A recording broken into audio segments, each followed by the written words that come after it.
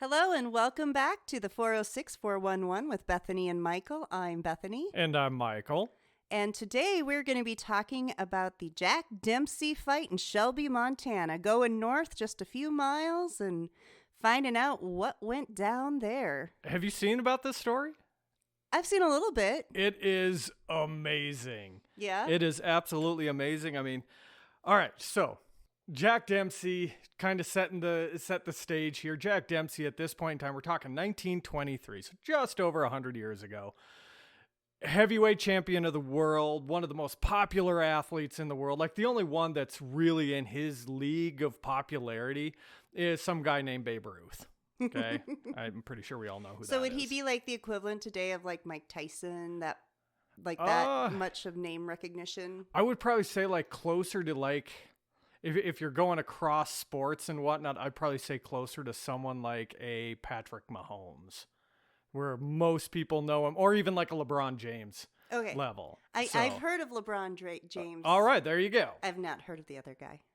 Okay, we'll get to that later. Okay. But yeah, so he, heavyweight champion of the world, uber popular, and we're talking 1923. Okay, we're out of the First World War. The Spanish flu has, for the most part, subsided. Like the big waves are done.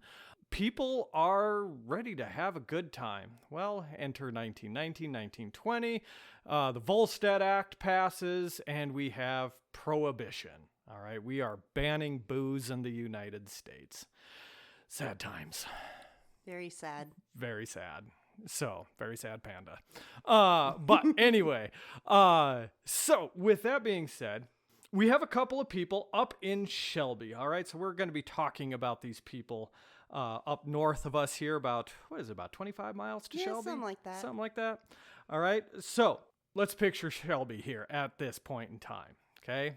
Very much an agrarian town, a railroad town, as it were. You got the Great Northern Railroad going across the High Line of Montana.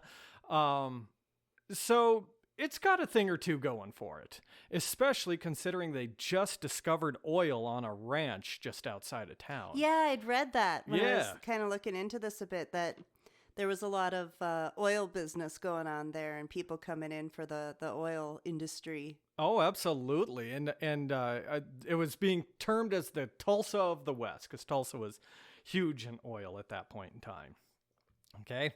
What ends up happening is there's a couple of people, a real estate developer and his partner. Okay. A guy by the name of James Body Johnson. I wonder Jr. how he got that nickname. I'm kind of curious about that. So was he like a big dude or what? I don't know. His partner, Mel McCutcheon. Okay, so wasn't Jesse Ventura's nickname the Body? You're right. Too. Jesse the Body Ventura. Yeah. You see, he has a mullet now. No, I didn't see that. Yeah, well, I guess it's a skullet because he's bald too. So it's a trip. That's a look. I'll have to look it up. But anyway, so these two people, they see an article in the Great Falls Tribune, okay, talking about Jack Dempsey and how Montreal, Canada, persuaded him to come and fight in Montreal for $100,000.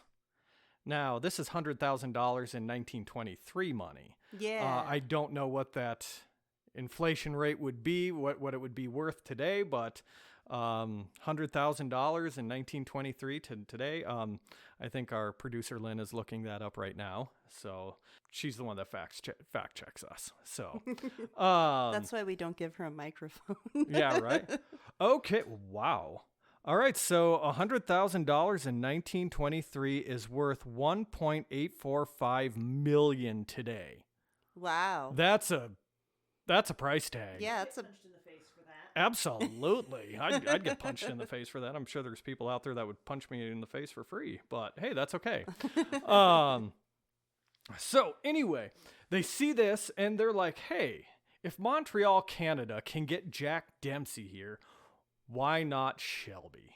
Right. And at that time, they were trying to attract more people. Exactly. I think he was a real estate developer, and him and his friends had these ideas of turning Shelby into like this metropolis. Yeah.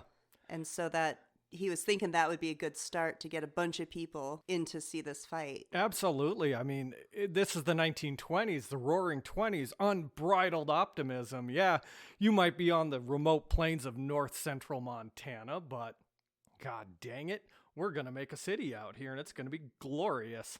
But with that, basically what ends up happening is they wire Dempsey's manager, a guy by the name of Doc Kearns. And Doc Kearns responds. Like, little Shelby, Montana is getting responses from this very popular, iconic figure's manager. And they settle. They settle on a price figure. I'm trying to remember what that price figure is. It was $200,000. It was $200,000. You are right. At that point. And even the governor in this article that I saw here, Joseph Dixon, the governor of Montana, would say, "Buddy, just where are you ever going to get $200,000? Hell, man, there isn't that much money in the whole state of Montana." It's like, well, I don't know about that because, I mean, you have Butte going on, but hey, whatever. So, I wonder if people saw the success of Butte and how huge Butte was at that time. And it was huge. It was huge. And I just wonder if these towns like Shelby saw Butte and was like, well, hey, we could do something like that, you know? Yeah. I would imagine there's a little bit of copycat on that. But eventually they get a sponsor for the fight, the American Legion of Montana, the Montana American Legion. Okay, so they step up to sanction the fight, to satisfy state law, et cetera, et cetera. So the deal is done. Okay, so Dempsey's coming to Shelby. Oh boy. Tommy Gibbons is tabbed. He's a fighter out of St. Paul. All right, so he's a Minnesota boy. He's a fighter out of St. Paul and a pretty successful fighter. From what the little bit that I researched on him is he was a bit of a defensive fighter. So kind of wear out his opponent and then knock him out. Whereas Dempsey, he was pure power. I mean, his nickname was the Manasseh Mauler. You gotta love the nicknames they give him back right? then. It's great. I should give you a nickname. I'll think of one. Oh, I'm sure I'll got have it plenty. for the next. I'll have it for the next podcast. I'm sure you've got plenty of nicknames for me, but not all are appropriate for this show. Yeah, I was gonna say we're trying to be a little family friendly, so I can't say half of them here. Half, you're giving yourself credit. But anyway, so nobody's able to go more than 2 or 3 rounds with Dempsey because he's just so fast, so powerful. He's just a menace, just a pure menace. Well, Tommy Gibbons, he steps up. 4th of July, Shelby, Montana in 1923. We're going to have a heavyweight fight. All this is going down in about March of 1923, April of 1923. So we got problems. Where are you going to host this event? We don't have a stadium in Shelby to host this. We don't have hotels to bring people into town. So what ends up happening is according to this article, over 1 million board feet of lumber is shipped in from the Kalispell area. Yeah. That's a lot of lumber. And 200 carpenters. Okay, so 200 carpenters are brought in to construct a massive stadium. This giant octagon of a stadium. I think I read it was 40,000 seats. Yeah, it was about 40,000 seats. So roughly about 40,000. Now to give a little bit of an idea, Washington Grizzly Stadium at the University of Montana is only about 25,000, just over 25,000 Wow. seats. And MSU Stadium is, I believe, somewhere around 19 or 20,000. So wow, so this was like twice the size of those stadiums. Yeah, it's like this one stadium is about the size of those two combined. So it's pretty wild when you stop and think about this. So construction begins. Just built for this one fight. One fight. That's it. Nothing more, nothing less. We're going to have a fight, and it's going to be great. 40,000 people are going to show up. If you know Shelby, the area in the west end of Shelby where like the Oyo Hotel is at and the Pizza Hut, that area, that's where the stadium was. Okay, where this octagon was at. Okay, so now this is going to be a big deal. All right. It looks like, according to Lynn, the architect E.H. Keene from Portland, Oregon, had actually designed it. Huh, I did not know that. So, interesting. So this is going to be a big deal. Well, and not only were they building the stadium to have the fight in, they were building hotels. Yeah. There was a lot of money being vested in Shelby because this was supposed to be like a boom for the town. It was going to get people here. They were going to fall in love with the area. They were going to stay here. People were going to be coming in. So they were building hotels. Yeah, it's a big deal. I mean, even the railroad Right. laid down 35 miles more siding just to host all these trains that are supposed to be coming into town. Right. And a lot of people had sleeper cars because they didn't think the town would have enough hotel space for all the people. So people were getting sleeper cars to stay in.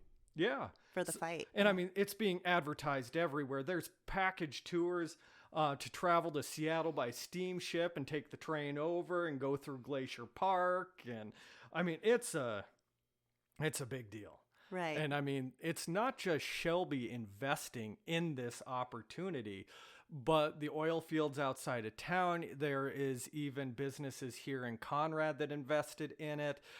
Joplin, Montana would invest in it. It was going to be a big deal for us. Right. And everybody in the area was trying to throw money at this. Yeah, at this big thing, this big event that's going to come up. But yeah, leading up to it, it seemed like it was going to be a great opportunity. Everyone was so excited about it.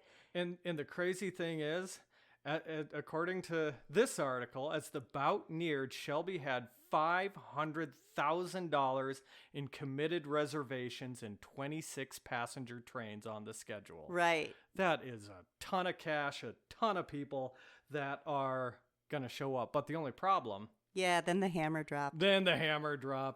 Shelby couldn't come up with the final $100,000 guarantee. What happened was they agreed on $200,000. This is what I read. I could be wrong, but this is my understanding from what I read. They had agreed on $200,000. And then the manager, Kearns, he upped it to $300,000 at one point. And then that's when they started having trouble coming up with that last little bit. Well, I shouldn't say little bit. That's, what was it, 1.8 million in modern day terms. But eventually Shelby even offered the manager Kearns 50,000 sheep in lieu of cash. That. And I think his response was like, what the H am I going to do with 50,000 sheep in a New York apartment? Yeah, right? So eventually Kearns cancels the fight 3 days before. Right. 3 days. Well, of course, this is the era of the what's called in journalism gee whiz writing, where you want these big splashy stories, and of course the newspapers they seize on this. This fight's off. It's canceled. Shelby can't come up with the money. So of course you hear the fight's canceled. What are all these fans going to do? They're going to cancel all these reservations and these tickets, et cetera, et cetera, et cetera. Right. And then they started calling Dempsey yellow. Yep. They started saying he's not doing it because he's afraid of Gibbons. Yep. And Dempsey eventually insists on staging it. Johnson's father manages to get the rest of the money together by leasing off his oil and cattle lands, which is pretty valuable even at that point in time. So, fight day. Well, before we get to fight day, so something I thought was really interesting is Dempsey arrived in Shelby. I believe the fight was in July. He arrived in May. Yeah, he had a house in Great Falls. Yes, and he got into Shelby, and everybody in Shelby was so excited for him to get there and start training. And, Dempsey came from a really, really modest background, small town, really humble upbringing. So they thought he was going to come to Shelby, and he was just going to fall in love with the town, that he was just going to love it there. He gets there, and immediately after he gets off the train, he just was like, nope, I don't like this town. When they asked him about it, he said that there was a few honest slobs, but most everybody there was rich oil tycoons. And he said he couldn't stand being around those kinds of people. And I'm sure what happens if somebody that famous comes to town and you're a bigwig who brings them in, you're going to surround him with all your buddies. Oh, absolutely. And if he's not the kind of guy that gets along with the kind of people who are your buddies, he's not going to be real impressed. No. So, and he wasn't real impressed with the people that they surrounded him with. So he was not a big fan of Shelby. And with all the farmers and stuff who had invested in the fight, and with the shenanigans going on of like, is the fight on? Is the fight off? All the farmers, ranchers around the area hated him. Yeah, that is true. Because he messed up these grand plans, and a lot of people put a lot of money into this, and now people were canceling their reservations. People weren't coming, and Yeah, it was all his fault because he was, his manager was talking smack. Yeah, and stuff. And I mean the town is hemorrhaging money at this point in time. Right. And so with the combination of him not jiving, not vibing with the people who invited him there, and then all the other people around town are just over it, they're just so upset with him. He did not have a good time in Shelby. No, he ended up getting a place down in Great Falls, training in Great Falls, and Tommy Gibbons, his opponent, actually had a place in Shelby. And he would actually charge 50 cents a piece to just come and watch him train. Yeah, and the people of Shelby loved him. They Thought ended up he was great. Yeah, and he, there's pictures of him going around and talking with people, and people getting their pictures taken, selfies before there were selfies. Yeah, before it was a thing. Yeah. But yeah, I mean, so fight day, only a handful of trains show up. Only 8,000 people purchase tickets. 8,000 people out of a 40,000 seat stadium. And it's interesting when you look at the old videos of the fight. It looks like it's packed house. Well, it looks like it's packed house until they pan up. And then there's all these seats that are just empty. It's great. And then, of course, they really didn't have any fencing or anything around it. So there's roughly between 4,000 and 5,000 other people that show up to this fight that don't pay for a ticket. Right. They just come over the hillside and down onto the bleachers and go watch the fight. Right. Well, so only about 12,000 people-ish, depending on which numbers you're looking at, actually see the fight. Only roughly about a quarter, just over a quarter of what was expected. And most of them, fair chunk of them, didn't even pay. Right. Oh, boy. So what's really crazy is this fight goes off. All right. People are sitting there watching. And Oh, before we get into that, let me set the scene for you. Okay, go for it. Have at it. So everybody's sitting there in anticipation of the big fight. And out walks the champ. Dempsey comes into the ring. And all the people who were there from the area who he had alienated start booing. He was met in the ring with just a hail of boos, loud. Everyone was just booing him. And then Gibbons enters the ring, and everybody starts screaming and cheering. And it was pretty obvious. Nobody expected Gibbons to win. No, because it's Dempsey. Right, but they were rooting for him anyway. Well, everyone likes an underdog. Yeah, but they just didn't like Dempsey that much. Yeah. But no, so, and I mean, as we all know, July in north central Montana, it's hot. Hot and dry. Very hot and dry, just miserable. But Gibbons takes Dempsey to 15 rounds. He goes the distance with him. Fun fact, apparently he is the only fighter to ever go the full distance with Dempsey. Wow. It's like, wow, that's pretty crazy when you really stop and think about that. But with that being said, he goes 15. Dempsey wins by decision. Okay, and you can actually watch this film on YouTube. Yeah, I'll put a link to the film in the description. It's in our pretty YouTube wild. description. Yeah. It is pretty wild. From everything that I've seen about this is that, yeah, there was only 12,000 people there, but there were some big names there. Mm-hmm. Charlie Russell attended. All right, the famous Montana artist. All right, various sports writers, including like Grantland Rice. He's most famous for writing the Four Horsemen of Notre Dame piece, outlined against a gray blue October sky. The Four Horsemen wrote again. It's a wonderful piece of writing. But anyway, don't look at me like that. What could you actually see my eyes glazing over? I just saw disgust. Oh no, So no, I wasn't disgusted. I just got a little bored. Uncultured swine. Hey. With that, so fight's over, and it's said that within 20 minutes, Dempsey and his manager are on a train leaving Shelby. Dempsey apparently was still in his robe. So they were beating feet out of here. Yeah, they couldn't get out fast enough. Exactly. But after the fight is all said and done, 4 banks closed within a month. 2 in Shelby, 1 in Great Falls, and 1 in Little Joplin, Montana. Ugh.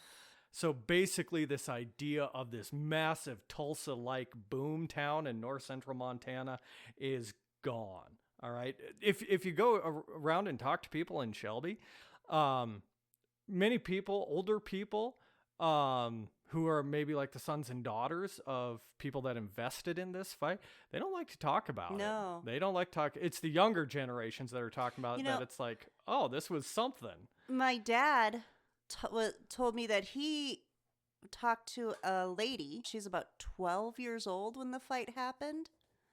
And she was walking around selling bootleg liquor. Oh, yeah. At the fight. Yeah, there's a lot of booze flowing over there. Yeah, she said her dad told her she had to be careful of the revenuers. That's right, So the she revenuers. she was weaving in and out of the crowd trying to get people to buy their moonshine. Yeah, why not? Hey, got to make a buck somehow.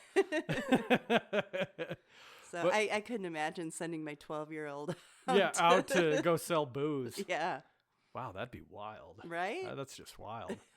But yeah, so with Shelby itself, it took him over 30 years to get out of the red from this fight. Right. Over 30 years. Nowadays, there's a monument to the fight up there. Actually, in the museum, I haven't had a chance to go to the Marias Museum of Art and Culture, I think it's called. I've heard it's a wonderful museum. I personally have never been to it. I really need to get up there. We should take a trip up there and go check it out. Field trip. Yay! I love field trips. But apparently they have in their collection Tommy Gibbons gloves from that fight. Yeah. Have that. They have some of the That's super bleachers, cool. programs. Do they have some of the bleachers? Because I read that once the fight was over, like almost immediately, they took down the stadium to try and to recoup some of the expense. They did. It's actually said that many of the houses built in that period of time, in the mid to late 20s, used lumber from those bleachers. No way. Yeah. So it's like, if you're listening from Shelby, go into your attic.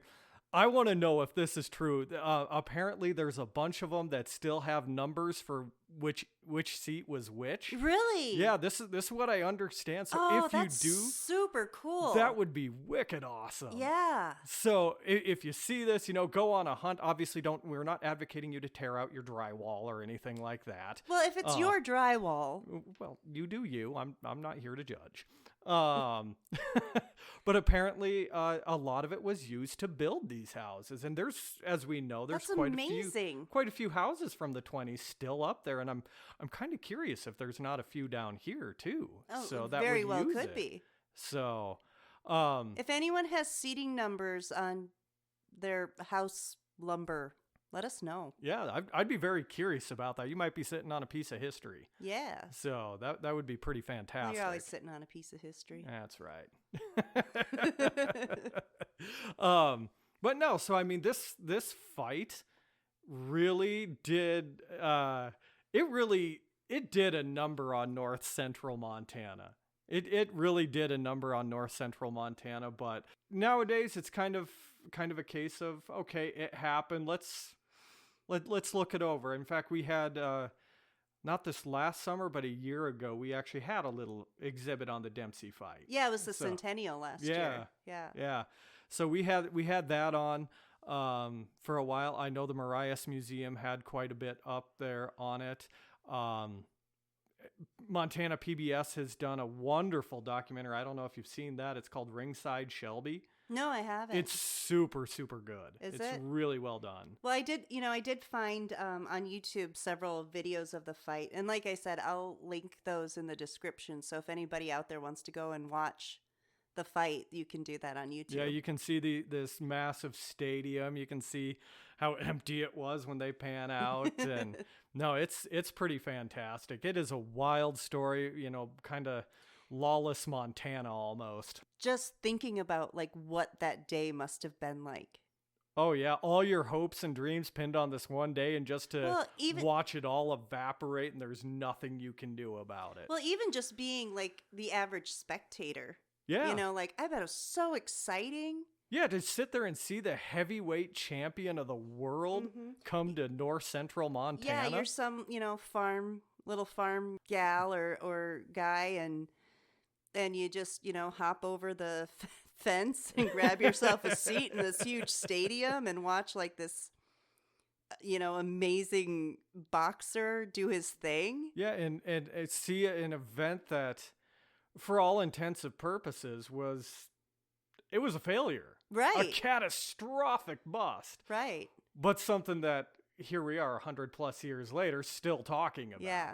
Well, and in a lot of ways, it's still impacting the town. Oh, yeah. Yeah. Like you said, it took 30 years to get out of the red. Yeah. It's wild. And I mean, even beyond that, it has to be impacting some of those families and people who've been there forever. Yeah. Yeah. So, I mean, it's very interesting. I'd be curious if anybody in our listening area has any, obviously lumber, like we said, from the Octagon. But, hey, do you have ticket stubs? Do you have programs? Do you have stories? Yeah, do you have stories that have been passed through the years? We love stories. Send us messages at our Spotify account, 406-411-podcast, or our email at 406-411-podcast@gmail.com. Did I get it right that time? You got it right that time. Outstanding. An old dog can learn new tricks. So, yeah. And then our YouTube as well. Our YouTube channel. Our channel is called 406 Podcast, and the videos are labeled as, the videos are labeled as 406-411. But yeah, I mean, it is an amazing story. That's something that I really need to do some more research on in all my ample amounts of spare time. Have you ever done any boxing? God, no. Look at me. Do you think I'd be a boxer? No. God, no. Could be one of those, what do they call them? What's the featherweights or what's below a featherweight? But no, I have never done any boxing or MMA or ultimate fighting or anything. My like husband that. used to do MMA. Really? Mm-hmm. I did not know that. Yeah. Well, kudos to him. So apparently there is a lot of classifications of boxing. So heavyweight obviously is the big guys. But the smallest one is for professional boxers at 105 pounds, called mini flyweight or minimum weight. Wow, 105 pounds. I would probably be somewhere, really? I'd be in the light heavyweight? Wow. Guess I need to go on a diet. Oofda. But yeah, at 175 pounds, I would be somewhere between a light heavyweight and a cruiserweight. Cruiserweight. Hoofda, that sounds moofda. Cool. Cruiser sounds cooler than light heavyweight. Yeah, either way, I'm good. I'm not gonna take up boxing anytime soon. Really? Yeah. So if I go curling with you, you won't go boxing? No. Oh, okay. I value my health too much. No, I have not been big into boxing. I've done a few sparring things, but just sporadically. But I am related to a very famous boxer in history. You were saying this. Yes. This is very fascinating. It and you never is. told me what the relation is. Well, I'm not exactly sure, but Max Schmeling. Yes. Oh, yes, the famous Nazi German fighter. Yep. So here's some controversy for all you out there in podcast land. Yep. No, he is related to me on my mother's side. My mother's maiden name was Schmeling. It's a distant relations, and I didn't know. I was watching a documentary about boxing, and my dad said to me, "You know, you're related to him." And I was like, "What?" And he's like, "Yeah, Max Schmeling." I'm like, "Oh, that's cool." He was a big name back in the 30s and 40s. Yeah, he was the only fighter to knock out Joe Louis. Yeah, and then Joe Louis returned the favor later. He did. And you know what? They stayed friends for life. Yeah. Yeah, Max Schmeling paid for Joe Louis's funeral. I did not know that. Mm-hmm. Interesting. Yep. And it's really funny because well, not funny. I guess it's the opposite of funny. Kind of. He, of course, was a boxer during World War II, and he was German. So he was a member of the Nazi Party. Yeah, like all athletes had to be. Right, especially the elite athletes. And so he was going to have this fight with Joe Louis, and it was really big deal. Like, he goes to the fight, and he knocks out Joe Louis, and Hitler is just ecstatic. He's like, "This is our golden boy. This proves the superiority of the, of the Aryan race." And he's all giddy about it. And Max Schmeling comes home, and, they're like, "Hey, guy, you're our guy." And then they have another fight, Joe Louis and Max Schmeling. Well, of course, Joe Louis just cleans his clock and just knocks him out. And Hitler was like, "Oh, he beat him, so let's broadcast this all over." So all over Nazi Germany, they had it broadcast of Max Schmeling Getting beat. getting his butt kicked by Joe Louis. And so that really irritated Hitler and the higher ups. And so they drafted Max Schmeling into the German army, into a paratrooper, to be a German paratrooper. Yeah. Which was basically like sending him on a suicide mission. Pretty close. Yeah. So, but he survived. He did. And when the war was over, I believe he started a Coca-Cola bottling company in Germany. Really? Mm-hmm. Interesting. Yep. I'll have to read more about him. Yeah. He's, interesting character. Another really cool thing, and I think this is probably the most cool thing about him, is when he had fights in the United States, his manager was Jewish, and he brought his manager and his manager's children over to the States for his fight and left them here so they wouldn't have to go back to Nazi Germany. Good on you, Max. Yeah, I thought that was pretty cool. Probably could have done a little bit more. But when you're in the time. Yep. But yes, that's a trip down the Nazi branch of my family wow. tree. That's wow. Yeah. I disavow.